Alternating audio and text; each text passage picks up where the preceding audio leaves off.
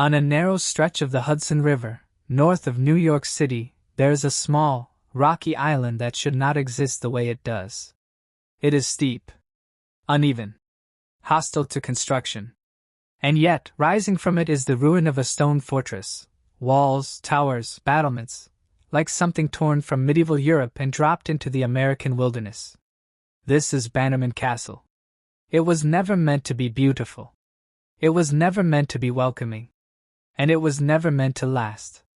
To understand why it exists at all, you have to understand the kind of man who built it, and the kind of fear that consumed him. Francis Bannerman VI was not born into nobility. He was not an aristocrat, a banker, or a visionary architect. He was a merchant, a dealer, a man who understood one thing better than anything else: war. In the late 19th century, America was emerging from a century of near-constant conflict. The Civil War had ended, but its scars remained everywhere, in memory, in politics, and most importantly in surplus. The United States government had a problem. It had warehouses full of weapons. Cannons, rifles, ammunition, uniforms, explosives.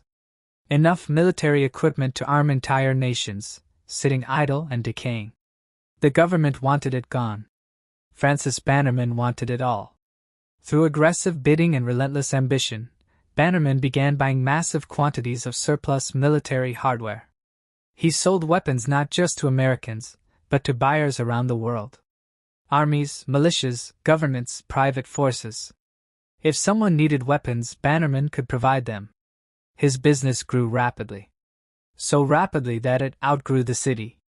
By the early 1900s, Bannerman's warehouses in New York City were overflowing with explosives.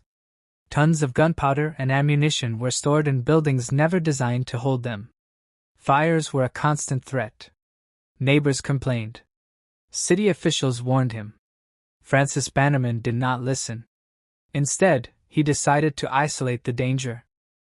He purchased Polypel Island, later renamed Bannerman Island, directly in the middle of the Hudson River. It was remote, hard to access, perfect for storing dangerous things far away from the public. At first, the plan was simple: warehouses. But simplicity never satisfied Francis Bannerman. He did not build a warehouse. He built a fortress. Stone by stone, tower by tower, he transformed the island into a medieval-style castle. Not because it was practical. Not because it was safe. But because it projected power. Bannerman believed that if you were going to store weapons of war, the structure holding them should look like it was built for war. The castle rose unevenly, asymmetrically, defiantly. It ignored architectural logic. It ignored engineering warnings. It ignored the island's natural limitations. Bannerman did not consult architects the way a rational man would. He consulted his imagination. Walls were thick but inconsistent. Towers were added where they looked impressive, not where they made sense. The castle was not designed, it was accumulated. Inside, the fortress was packed with explosives. Gunpowder by the ton. Crates of shells. Munitions stacked in rooms never reinforced to hold them. It was a disaster waiting for time. Francis Bannerman lived in a world defined by paranoia. He trusted no one completely. He feared theft, sabotage, fire, and intrusion. His castle was not just storage, it was a manifestation of anxiety. Even the words painted across its walls revealed this obsession.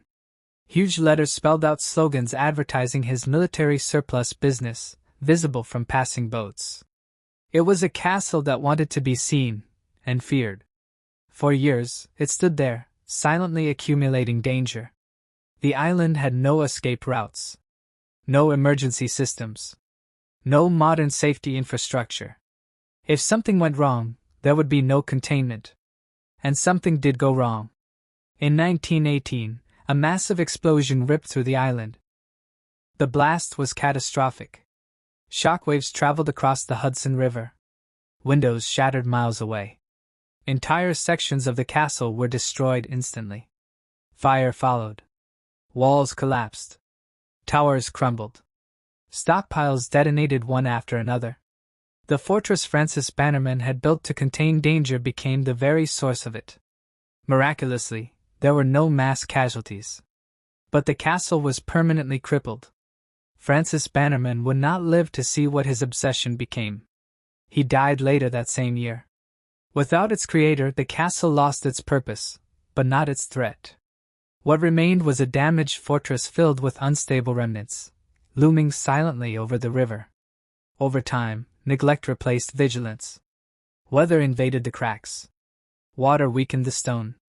Fires returned. The castle did not decay gently. It deteriorated violently. Storms tore at its walls. Ice fractured its foundations. Each winter carved deeper wounds into a structure never meant to survive nature. What had once been a symbol of control became a symbol of abandonment. And this was only the beginning. Because Bannerman Castle was not finished destroying itself. What came next would turn it from a failed monument into a legend of madness, fire, and ruin. The blast was catastrophic. Shockwaves traveled across the Hudson River. Windows shattered miles away. Entire sections of the castle were destroyed instantly. Fire followed. Walls collapsed. Towers crumbled. Stockpiles detonated one after another. The fortress Francis Bannerman had built to contain danger became the very source of it. Miraculously, there were no mass casualties. But the castle was permanently crippled. Francis Bannerman would not live to see what his obsession became. He died later that same year. Without its creator, the castle lost its purpose, but not its threat. What remained was a damaged fortress filled with unstable remnants, looming silently over the river. Over time, neglect replaced vigilance.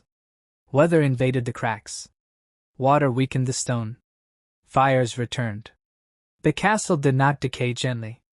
It deteriorated violently. Storms tore at its walls. Ice fractured its foundations. Each winter carved deeper wounds into a structure never meant to survive nature. What had once been a symbol of control became a symbol of abandonment. After the explosion, Bannerman Castle was no longer a fortress. It was a warning. The island was officially deemed unsafe, yet it remained standing, half-broken, unstable, and full of lingering danger. Cracked walls exposed empty rooms where explosives once sat. Jagged towers leaned slightly, as if the structure itself were exhausted from holding together. For years, no one truly knew what remained inside. Some munitions had detonated. Others had been removed.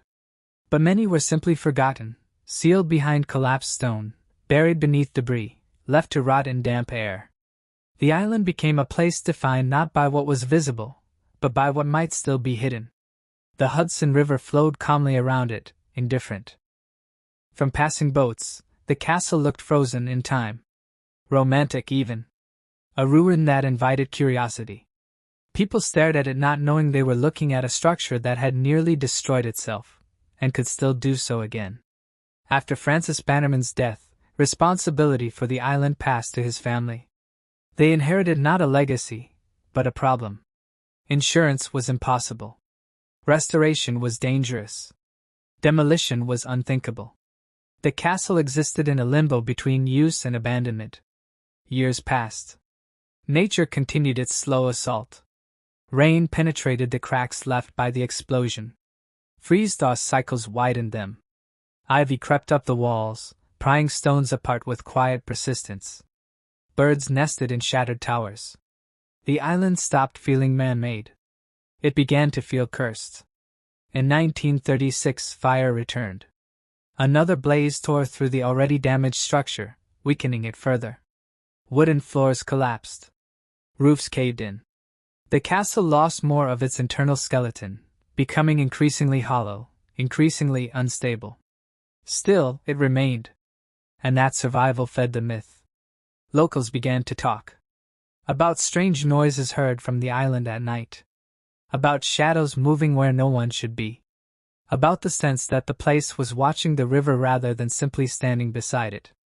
Whether true or imagined, Bannerman Castle had crossed a line. It was no longer just a ruin. It was a presence. By the mid-20th century, the island had become untouchable. No one lived there. No one worked there. But people never stopped looking at it. The castle became a symbol of obsession without foresight, of a man who built beyond reason and left behind something that could not be undone. Then came the storms. Powerful winds tore away what little remained of roofs. Waves battered the shoreline, eroding the island's edges. Each year something fell. A wall. A tower section. A stairway that once led somewhere meaningful. By the time the state of New York finally took ownership, the castle was already dying. Preservation efforts came late. Too late to save the whole. Too late to restore what had been lost. The goal was no longer recovery. It was containment. Because Bannerman Castle had proven something unsettling. Structures built from fear do not age gracefully. They decay with hostility. And the island was not finished telling its story. What followed would turn Bannerman Castle from a dangerous ruin into one of the most haunting monuments of American obsession ever left standing. After the death of Francis Bannerman, the castle did not become quieter. It became more dangerous. What had once been controlled by obsession was now governed by neglect. The island remained filled with uncertainty. No one could say with confidence what still lay hidden beneath collapsed floors and sealed stone walls. The explosion of 1918 had destroyed much, but it had not cleansed the island. It had only rearranged the danger. For the Bannerman family, the fortress was no longer a symbol of ambition. It was a liability. A structure too unstable to restore, too expensive to maintain, and too infamous to ignore. Insurance companies refused to touch it. Engineers warned that the remaining towers were structurally unsound. Every visit to the island carried risk. Yet the castle refused to disappear. From the river, it still looked imposing. Its walls still rose defiantly from the rock. To outsiders, it appeared romantic, an American ruin, mysterious and beautiful. To those who knew its history, it was a dormant threat. The state began to take notice. Authorities classified the island as hazardous. Access was restricted. Warning signs appeared, though few paid attention to them. The Hudson River had always been a corridor of curiosity, and Bannerman Castle became its most unsettling landmark. Boats slowed as they passed. Cameras emerged. People stared, imagining stories darker than reality, and reality was already dark enough. Years passed. The castle continued to decay, but not peacefully. Every winter cracked its foundations a little more. Ice expanded inside stone, forcing blocks apart. Storms ripped away weakened sections. Each collapse exposed new interior spaces that had not seen daylight in decades. The island was slowly turning itself inside out. Fire returned again and again. In 1936, another major blaze swept through the structure, feeding on what little wood remained. Floors vanished. Roofs fell inward. The internal skeleton of the castle weakened beyond repair. From that moment on, Bannerman Castle was no longer a building, it was a shell. And shells echo. Sounds carried strangely across the island. Wind moving through empty corridors produced low, unnatural tones. Water dripping through stone created rhythms that felt deliberate. Locals on the river spoke of hearing noises at night, metal scraping stone, distant thuds, voices carried by the wind. No proof ever followed. But fear does not require evidence. As decades passed, Bannerman Castle crossed an invisible threshold. It stopped being a failed structure and became a place of legend. Stories accumulated faster than facts. Some spoke of unexploded munitions still buried beneath rubble. Others claimed entire rooms were sealed off, never explored, never emptied. The island became a warning children were told not to test. By the mid-20th century, no one lived there. No one worked there. Yet the castle was never truly abandoned. It lingered in the public imagination, a reminder of something America rarely acknowledged: ambition without restraint leaves behind wounds that do not heal. Eventually, ownership transferred to the state of New York. By then, there was no illusion of restoration. Preservation efforts were limited and cautious. The goal was not to save the castle as it once was. That version was gone forever. The goal was to prevent catastrophe, to keep the ruins from collapsing completely, to keep curious visitors from killing themselves in the process. Even these efforts were dangerous. Sections of the castle collapsed without warning. Walls that had stood for decades suddenly failed. Each visit by engineers or historians required calculated risk. Bannerman Castle resisted intervention. It did not want to be stabilized. It wanted to fall. Yet it remained standing. And that endurance fed the madness surrounding it. People projected meaning onto it. A fortress built by fear. A monument to paranoia. A warning about storing violence inside stone. The island absorbed these interpretations and reflected them back, distorted by time and ruin. By the end of the century, Bannerman Castle was no longer just a ruin on the Hudson. It was a symbol. A symbol of obsession hardened into architecture. A symbol of danger ignored until it exploded. A symbol of decay that refused to end cleanly. And still, the castle was not finished destroying itself. What came next would strip away any remaining illusion of romance and transform Bannerman Castle into something colder, darker, and permanent. Not just a ruin, but a scar. As access tightened and official warnings multiplied, something paradoxical happened. The more the state tried to keep people away from Bannerman Castle, the more the place attracted attention. Prohibition did not erase curiosity. It sharpened it. The island became a forbidden object. Kayakers drifted closer than they were supposed to. Photographers pushed their lenses to extremes, trying to capture angles that suggested hidden rooms and collapsed corridors. Explorers spoke quietly of landing at night, of slipping past warning signs, of standing inside rooms that felt wrong, not dangerous in the obvious way, but unsettling in a deeper sense. Inside the ruins, time behaved strangely. Sunlight entered only in fragments, cutting across broken stone at sharp, unnatural angles. What had once been floors were now slopes of debris. What had once been rooms were open cavities filled with echoes. The castle no longer guided movement. It resisted it. Every step felt like trespass. The absence of order was complete. There were no clear paths, no predictable spaces. The structure had been designed to dominate, then shattered by explosion, fire, and neglect. What remained was chaos frozen in stone. By the time the century turned, Bannerman Castle no longer belonged to the Bannerman family, nor entirely to the state. It belonged to something less tangible. Memory. Fear. Projection. It existed as a reminder of what happens when obsession is allowed to solidify unchecked.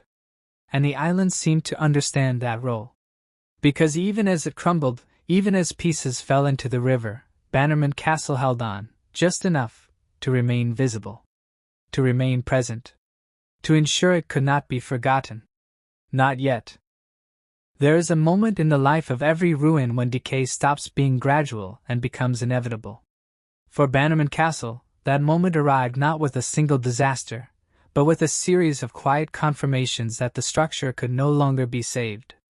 By the late 20th century, the island had entered a new phase. It was no longer simply abandoned or dangerous. It was actively failing. Walls that had survived explosions and fires for decades began to collapse without warning.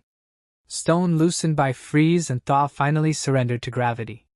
Sections of towers fell inward, not dramatically, but indifferently, as if the castle itself had decided it was done resisting. The most unsettling part was not the noise of collapse, but the silence afterward. Each failure revealed something new. Hidden staircases. Sealed corridors. Rooms that had not been seen since the early days of the fortress. Spaces built to store weapons, fear, and control were exposed to daylight for the first time in generations. And what daylight revealed was not romance. It revealed fragility.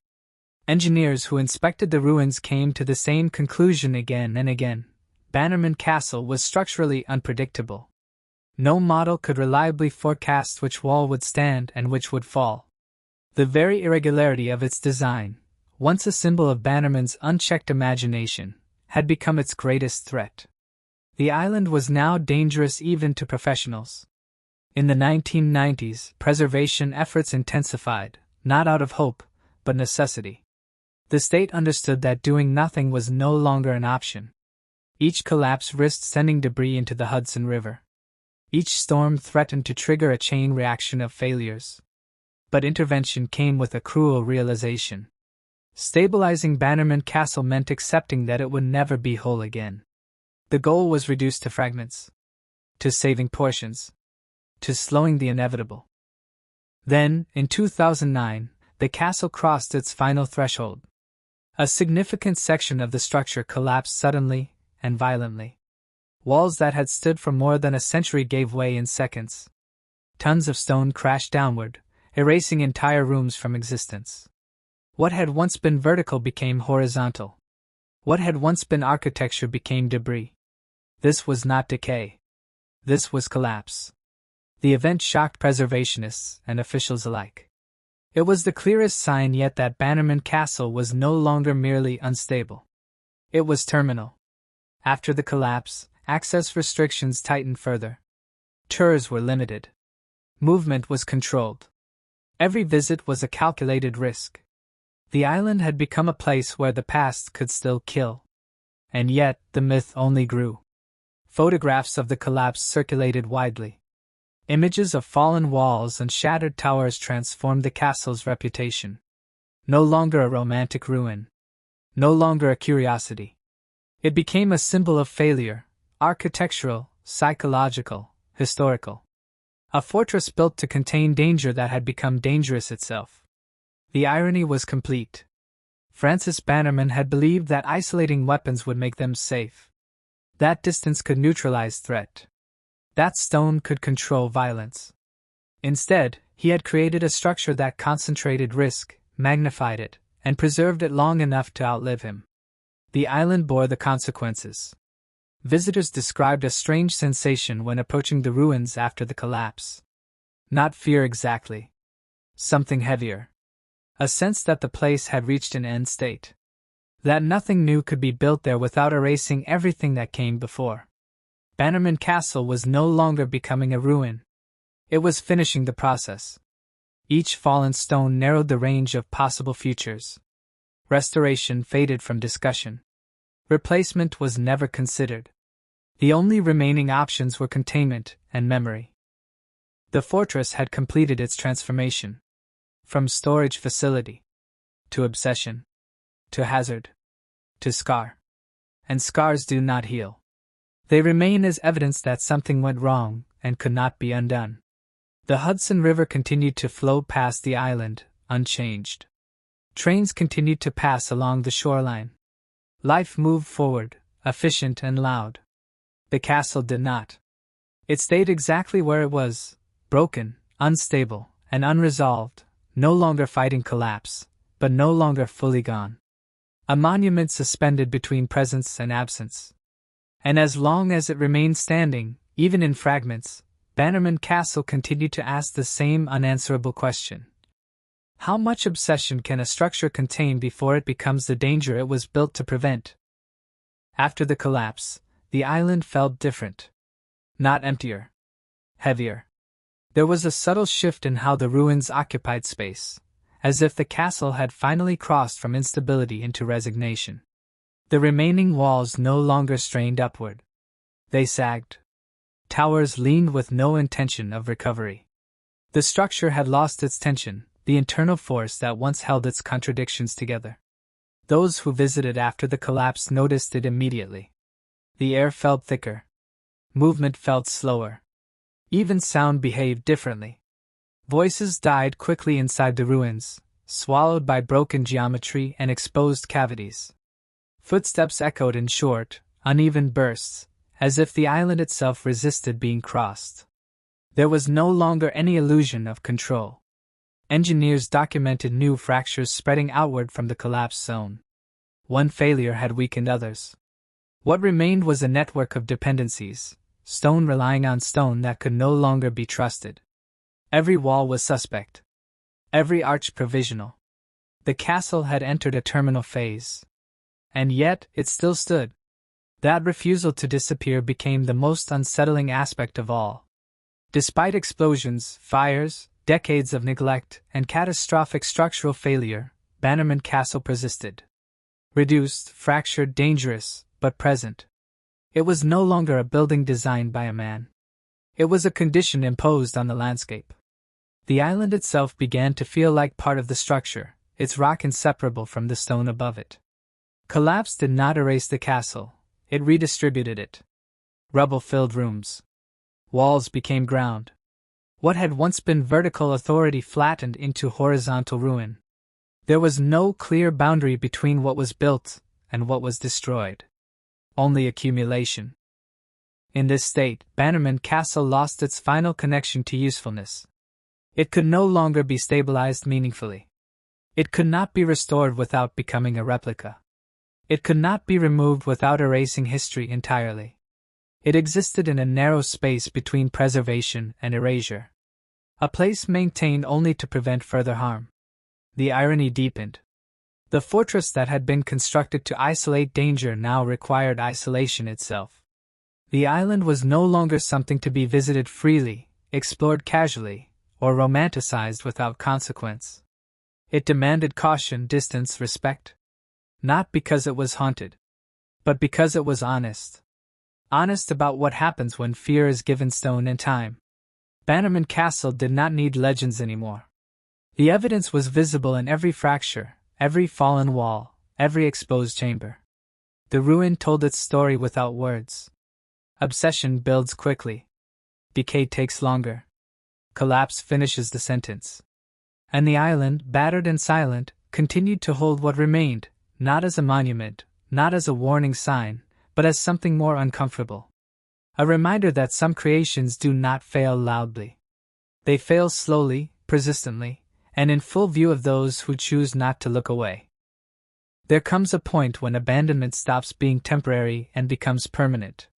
For Bannerman Castle, that point arrived quietly.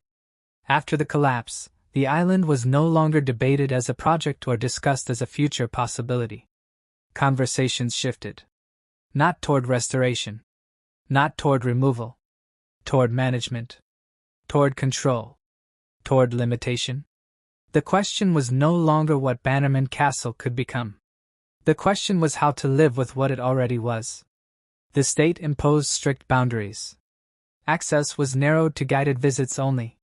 Certain areas were sealed entirely, declared too unstable to enter under any circumstances. Paths were defined not for exploration, but for survival. Every step allowed was calculated against the risk of collapse. Even then, nothing felt guaranteed. Visitors who reached the island under supervision described a strange emotional shift. The ruins no longer felt dramatic or romantic. They felt exposed. Fragile. As if the castle had been caught mid-failure and frozen there for observation. There was no clear narrative to follow inside the ruins. No beginning or end. Just fragments. Walls that ended abruptly. Staircases leading nowhere. Openings that once connected rooms now spilling into empty air. The structure had lost its logic. And with that loss came something deeper. Bannerman Castle stopped functioning as architecture and began functioning as memory. Not collective memory, not official history, but something more personal and unstable. Every person who saw it projected meaning onto it. Some saw ambition. Others saw madness. Others saw warning. The island absorbed all of it without response. Over time, the myths hardened. Stories circulated of unexploded ordnance still buried beneath the rubble. Of sealed chambers never inspected. Of vibrations felt through the stone when trains passed on the shoreline. Whether true or exaggerated, these stories shared a common theme: uncertainty. No one could say with confidence that Bannerman Castle was finished. That uncertainty kept the place alive in a way no restoration ever could. The ruins appeared in photographs, documentaries, and passing glances from the river. Each image captured a slightly different version of the castle. A tower missing. A wall gone. An opening widened. The ruin changed subtly, continuously, like something breathing very slowly. The island resisted closure. What made this phase different from earlier abandonment was awareness. This time, people knew what they were losing. They watched it happen in real time. Stone by stone. season by season. And still, nothing stopped it. The castle did not collapse all at once. It eroded selectively. One corner here, one wall there. Enough to remind observers that time was still at work, even if its progress was uneven. In this state, Bannerman Castle became something deeply American. Not preserved like European ruins. Not erased like failed projects. But left suspended. A compromise between memory and inconvenience. It stood as evidence of a particular kind of ambition, the kind that grows faster than foresight. A structure built not because it was needed, but because it could be built. A fortress shaped by fear, pride, and isolation. The Hudson River continued its routine around the island. Commuters passed daily, barely noticing. Tourists snapped photos, moved on, forgot. The castle remained, unchanged in purpose but constantly changing in form. By now, Bannerman Castle had outlived every justification for its existence. It no longer stored weapons. It no longer represented power. It no longer served a function. What it held instead was consequence. Consequence without resolution. And that is the most unsettling form of abandonment, not disappearance, but endurance without meaning. A structure left behind not because it was loved, but because removing it would require admitting what it represented. So the castle stayed. In the end, Bannerman Castle did not become a lesson in preservation, nor a triumph of historical rescue. It became something far less comforting. It became a mirror. By the time the 21st century fully arrived, the castle had shed almost everything that once defined it. Ownership no longer mattered. Original purpose was irrelevant. Even the man who built it had faded into abstraction. What remained was a shape on the landscape that refused to resolve itself into a clear story. And that uncertainty was its final form. Bannerman Castle no longer asked to be understood. It demanded to be interpreted. Each observer brought their own meaning, their own conclusion, their own fear. Some saw it as a monument to industrial ambition. Others as a warning against paranoia. Others still as a symbol of American excess left to rot when it became inconvenient. None of them were wrong. The castle existed beyond correction. Beyond redemption. Beyond restoration in any honest sense. To rebuild it fully would be to lie. To remove it entirely would be to erase evidence. So it remained suspended between those two impulses, satisfying neither. A compromise carved from stone and neglect. Time continued its work with indifference. Ivy thickened. Mortar weakened. Stones loosened and fell, quietly, without ceremony. The ruin aged not in decades, but in moments, each storm, each freeze, each passing season removing something that would never return. And yet, the castle endured. Not intact. Not safe. Not whole. But present. That presence carried weight. Bannerman Castle became one of those places people spoke about in lowered voices, even when no danger was immediate. A location that did not need ghosts to feel haunted. Its history was enough. A fortress born from fear, filled with instruments of violence, shattered by its own contents, and left behind when it could no longer be controlled. It was not cursed. It was honest. Bannerman Castle became one of those places people spoke about in lowered voices, even when no danger was immediate. A location that did not need ghosts to feel haunted. Its history was enough. A fortress born from fear, filled with instruments of violence, shattered by its own contents, and left behind when it could no longer be controlled. It was not cursed. It was honest. Honest about what happens when obsession is given scale. When fear is given permanence. When ambition is allowed to build faster than responsibility. The Hudson River still flows past the island, as it always has. Boats still pass. Trains still thunder along the shore. The modern world moves efficiently, rarely slowing long enough to consider what it leaves behind. Most people who see Bannerman Castle see it only for a moment. A shape on an island. A ruin in passing. They take a photo. They move on. But the castle remains.